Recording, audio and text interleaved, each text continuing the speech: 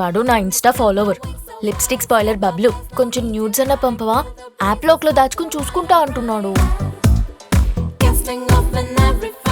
ఇప్పుడు ఎన్నో మాట్లాడుకోవాలి. మీరు మాకు ఆదర్శం.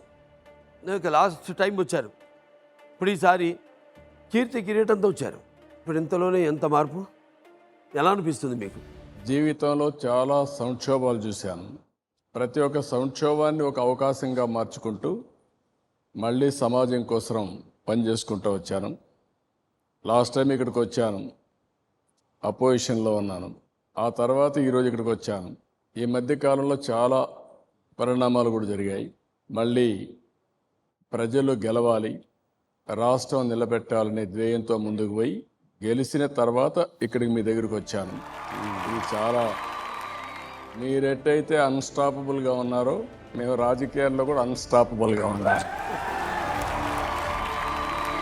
ఇప్పుడు మీరు పడిన వేదన గురించి, ఇప్పుడు రాజకీయ వ్యూహాల గురించి మాట్లాడుకునే ముందు ఇప్పుడు ఒక్కసారి ఆ వేళ జరిగిన అమానుషాన్ని చూద్దాం. ఒకసారి వేయండి. ఒకసారి మాజీ ముఖ్యమంత్రి చంద్రబాబు నాయుడు అరెస్ట్ ఇప్పుడు రాష్ట్ర వ్యాప్తంగా కలకలం రేపుతోంది.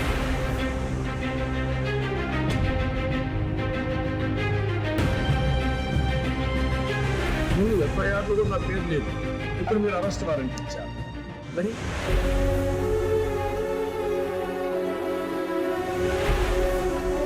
I am here to protect people.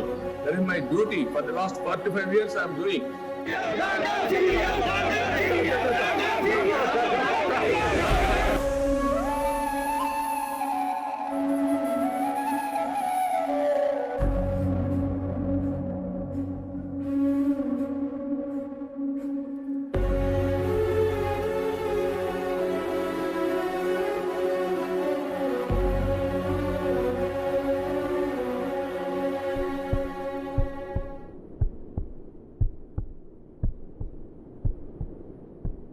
భారతదేశంలో ప్రతి రాజకీయ నాయకుడు, ప్రతి ప్రజానాయకుడు కదిలిపోయాడు, కన్నీళ్లు పెట్టుకున్నాడు.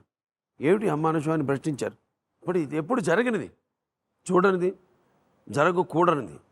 ఇప్పుడు మీకేమనిపిస్తుంది? ఓసారి బాధ, ఆవేదన, సంఘటన నేను ఎప్పటికీ మర్చిపోలేను. ప్రజాక్షేత్రంలో నంద్యాలలో మీటింగ్ పెట్టి అక్కడి నుంచి నేను నేరుగా బస్ దగ్గరికి వచ్చి ఆ డే కార్యక్రమం పూర్తయింది. ఇంకా రాత్రి రెస్ట్ తీసుకునే సమయం. ఆ సమయంలో బయట డిస్టర్బెన్స్ వినపడింది. రాత్రంతా కూడా డిస్టర్బెన్స్ చేశారు.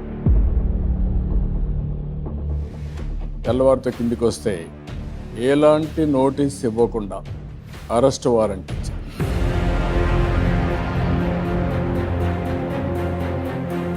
నేను ఆ అరెస్ట్ వారెంట్ ఇచ్చినప్పుడు ఒకటే అడిగాను, దేని కింద, ఏ విషయంలో నన్ను అరెస్ట్ చేస్తున్నారు చెప్పాలి. మీరు అది చెప్పకుండా అరెస్ట్ అంటున్నారంటే వాళ్ళు చెప్పింది ఆ రోజు వారెంట్ ఇస్తున్నాం, తర్వాత నోటీస్ ఇస్తామని చెప్పే పరిస్థితికి వచ్చాను. అన్కాన్స్టిట్యూషనల్. ప్రజాస్వామ్యాలు ఎప్పుడూ జరగవు, ఎక్కడ జరుగుతుందని కూడా ఊహించలేం. ఒక డెమోక్రసీ ప్రజాస్వామ్య దేశంలో ఏ చిన్నవాడు కూడా తప్పు చేస్తే తప్పు ఎక్కడ చేశాడో చెప్పి అతని దగ్గర సమాధానం తీసుకుని ఆ సమాధానంలో ఉండే విషయాలు కూడా పరిశీలించిన తర్వాత మీరు మళ్ళీ తీవ్రమైన విషయం అనుకుంటే అప్పుడు అరెస్ట్ చేస్తారు. అది జరిగే మామూలు పరిస్థితి. ఏ మాత్రం కూడా లెక్క పెట్టుకోకుండా మార్నింగ్ అరెస్ట్ చేసి, అది కూడా అరెస్ట్ చేసినప్పుడు ఇన్వెస్టిగేషన్ అధికారి కాకుండా ఇంకొక అధికారి వస్తే నేను అడిగాను, నీకు అధికారం ఏముందని అడిగాను. నేను సూపర్వైజరీ ఆఫీసర్ అన్నాడు. మీరు సూపర్వైజరీ ఆఫీసర్ అయితే ఎవరు ఇన్వెస్టిగేషన్ ఆఫీసరో ఆయన చేయాలి, కానీ మీరు చేయడానికి మీకు ఎక్కడ అధికారం ఉందని అడిగితే అప్పుడు ఆయన తీసుకొచ్చి కూర్చొని పెట్టారు. టోటల్గా ఒక మాటలో చెప్పాలంటే ఏదైనా చేస్తాం, జరుగుతుందనే ధీమాతో ముందుకు పోయి ఆ రోజు ఇచ్చేశారు. నా జీవితాంతం నేను ఒకటే ఆలోచించాను, తప్పు చేయకూడదు, చట్టాన్ని ఎక్కడ కూడా వైలేట్ చేయకూడదు, ఎలాంటి పరిస్థితుల్లో కూడా చట్టాన్ని దుర్వినియోగం చేయకుండా నా జీవితాంతం ఏ పని చేసినా 1-4 సార్లు ఆలోచించి పనులు చేశాను. రాజ్యాంగం ప్రకారం ఏదైతే చేయాలనో దానికి అన్ని కట్టుబడి పనిచేశాను.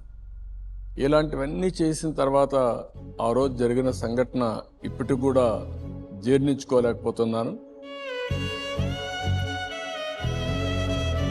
అది ఆ రాష్ట్రంలో ఉండే ఆనాటి పరిస్థితి.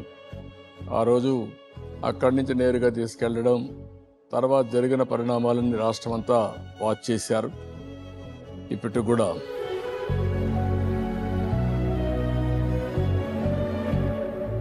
నేను ఒకటే, ఆ రోజు ఈ రోజు ఎప్పుడు ఆలోచించేది ఒకటే, నేను ఎప్పుడూ తప్పు చేయలేదు, నిప్పులాగా బ్రతికాను.